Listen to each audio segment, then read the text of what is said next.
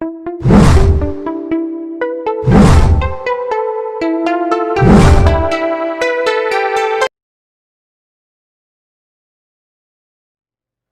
चलिए हम लोग एक क्वेश्चन बनाते हैं। एक पैटर्न प्रिंट करना है जिसको हम लोग फॉर लूप से बनाएंगे। ठीक है, तो आप देखिए इसको क्वेश्चन लिखते हैं। राइट ए प्रोग्राम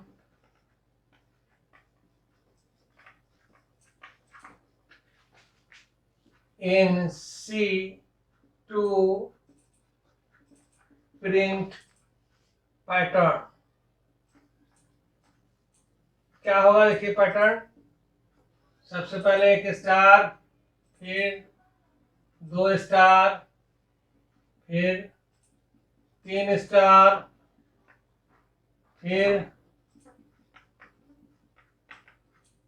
4 स्टार, फिर 5 स्टार। ठीक है, या जितना स्टार चाहे हम लोग इसको बना सके। तो इसके लिए सबसे पहले हम लोग इसको क्या करेंगे, रो एंड कॉलम में डिवाइड कर लेते हैं। कोई भी पैटर्न बनाना चाहते हैं तो उसको समझने के लिए हम लोग इसको रो एंड कॉलम में डिवाइड कर लेते हैं। तो अब कितना रो हो जाएगा, कितना कॉलम हो जाएगा, इसको हम लोग लिखेंगे। तो एक रो हो गया, 2 3 4 5, एक कॉलम, 2 कॉलम, 3 कॉलम, 4 कॉलम और 5 कॉलम। अगर हम लोग इसी को बनाना चाहते हैं तो हम लोगों को 2 लूप लगाना होगा। एक चलेगा 1 से लेके 5 तक, दूसरा भी चलेगा 1 से लेके 5 तक। ठीक है, तो अगर 1 से लेके 5 तक चलेगा, इसको प्रिंट कर ले हम लोग, तो पूरे के पूरे में प्रिंट हो जाएगा स्टार, पूरा का पूरा, है ना। लेकिन हम लोगों को ये पैटर्न चाहिए, तो इसके लिए हम लोग आगे समझते हैं क्वेश्चन में क्या होगा। सबसे पहले लिखते हैं hash include stdio dot h hash include conio dot h void main।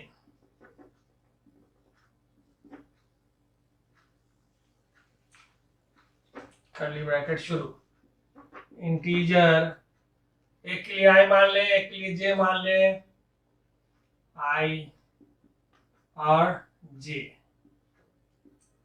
और कहां तक कितना रो हम लोगों को देना है, उसके लिए हम लोग मान ले रो, कितना रो चाहिए। ठीक है, और लिखेंगे CLR SCR semicolon cut semicolon. अब लिखेंगे print F enter the number of row backslash n semicolon. उसके बाद लिखेंगे scan F %d %।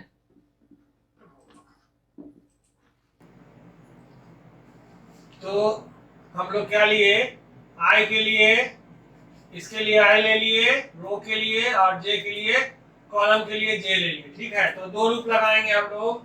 For i is equal to 1, i is less than equal to, कहां तक जाएगा, जितना रो का हम लोग इस्तेमाल करेंगे उतना रो जाएगा। Number of row, number of row को हम लोग कैसे इंटर कर रहे हैं, रो से कर रहे हैं, तो ये हमारा रो के कॉरस्पॉन्डिंग होगा, और i plus plus curly bracket शुरू। ठीक है, फिर लिखेंगे for j is equal to 1, j is less than equal to, कहां तक जाएगा j का वैल्यू, j का वैल्यू क्या कर रहा है, i पर डिपेंड हो रहा है। j का वैल्यू i पर डिपेंड हो रहा है। देखिए यहाँ 1 स्टार है तो एक बार i का वैल्यू है, यहाँ 2 स्टार है तो i का वैल्यू 2 है, और j भी 2 बार चल रहा है, और i का वैल्यू अगर 3 है तो j भी 3 बार चल रहा है, और i का वैल्यू 4 है तो j भी 4 बार चल रहा है, और i का वैल्यू 5 है तो j भी 5 बार चलेगा। ठीक है, तो ये डिपेंड किस पर कर रहा है, j का वैल्यू आई पर और जे प्लस प्लस और कर्ली ब्रैकेट शुरू करेंगे हम लोग और उसके बाद लिखेंगे प्रिंट एफ इन्वर्टेड कॉमा में स्टार और बैक स्लैश टी लिखेंगे। इससे क्या होगा, हम लोग को एक टैब मूव करेगा। एक टैब का मतलब होता है 8 कैरेक्टर,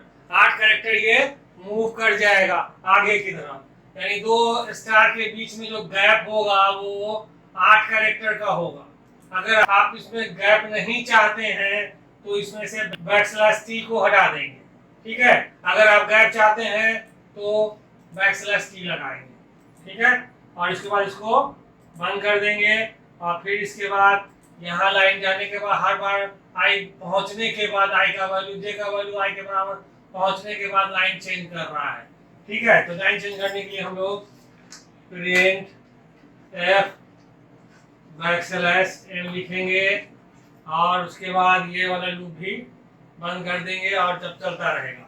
उसके बाद लिखेंगे गेट सी एच, उसके बाद कर्ली ब्रैकेट बंद, ठीक है। तो अब इसको फिर से समझ लीजिए क्या हो रहा है। सबसे पहले हम लोग कोई भी पैटर्न होगा तो उसको क्या करेंगे, रो एंड कॉलम में डिवाइड करेंगे, ठीक है। और रो एंड कॉलम में डिवाइड कर लेने के बाद चेक करेंगे कि कौन किस पर डिपेंड है। जैसे आई के वैल्यू पर यहाँ जे का वैल्यू डिपेंड है तो इसलिए हम लोग इसको इस तरह से बना रहे हैं। और यही यहाँ पे इसको पहला वाला जो रो होगा आई का वैल्यू होगा वो रो के लिए होगा कितना नंबर ऑफ रो चाहिए, यहाँ से हम लोग इनपुट कर लिए और कहाँ तक चलेगा आई का वैल्यू, नंबर ऑफ रो तक चलेगा तो यहाँ नंबर ऑफ रो मान लिए। और यहाँ पर जे का वैल्यू कहाँ तक चलेगा, ये आई के वैल्यू तक चल रहा है तो जे का लूप लगा दिया आई के वैल्यू तक और प्रिंट कर लिए स्टार्ट को। और प्रिंट करने के बाद हम लोग इसको लाइन चेंज करेंगे, हर जे का वैल्यू आई के बराबर होने के बाद लाइन चेंज होना चाहिए। तो लाइन चेंज कर लिए और लाइन चेंज करने के बाद इस लूप को भी बंद कर लिए और इसके बाद गेट ch लगा दिए। गेट ch क्या करेगा, स्ट्रिंग को होल्ड करेगा और ये कर्ली ब्रैकेट बंद कर दिए, ठीक है। तो ये हमारा प्रोग्राम हो गया।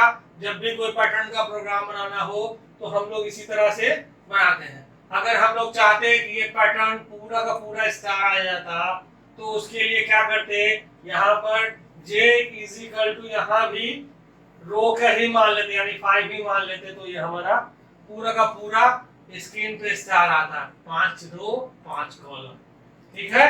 अब इसका ड्राई रन करके देखते हैं हम लोग क्या होगा। रो का वैल्यू यहाँ से इनपुट किए, रो का वैल्यू हो गया 5 ले लिए, ठीक है।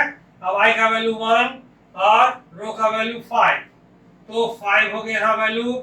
आई का वैल्यू क्या होगा, रो से छोटा हो या उसके बराबर तक हो तब तक ये लूप चलना है। तो आई का वैल्यू 1 है और रो का वैल्यू 5 है, ठीक है। आई का वैल्यू 1 है और रो का वैल्यू 5 है तो ये छोटा है, इसी लूप के अंदर आ गए हम लोग। फिर जे का वैल्यू 1 है और आई का वैल्यू भी हमारा 1 है, यानी जे का वैल्यू 1 और आई का वैल्यू 1 तो जे छोटा हो या उसके बराबर हो, यानी दोनों 1 1 तक, यानी एक बार ये लूप चलेगा और ये स्टार लिखने के बाद बैकस्लैश टी लगाएंगे और ये लूप से बाहर आ जाएगा।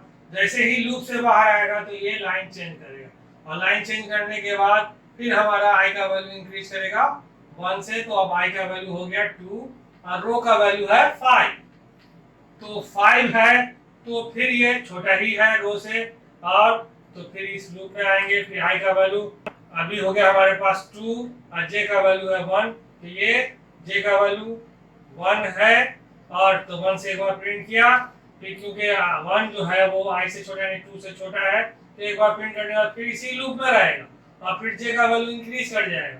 तो जैसे ही जे का वैल्यू इंक्रीज करेगा तो जे का वैल्यू हो जाएगा 2 तो 2 हो जाएगा तो जे लेस देन इक्वल टू 2 है तो फिर एक बार और प्रिंट करेगा एक टैब छोड़ने के बाद स्टार को, तो दूसरा स्टार यानी दूसरा लाइन भी हो जाएगा और हमारा पहला लाइन भी हो गया।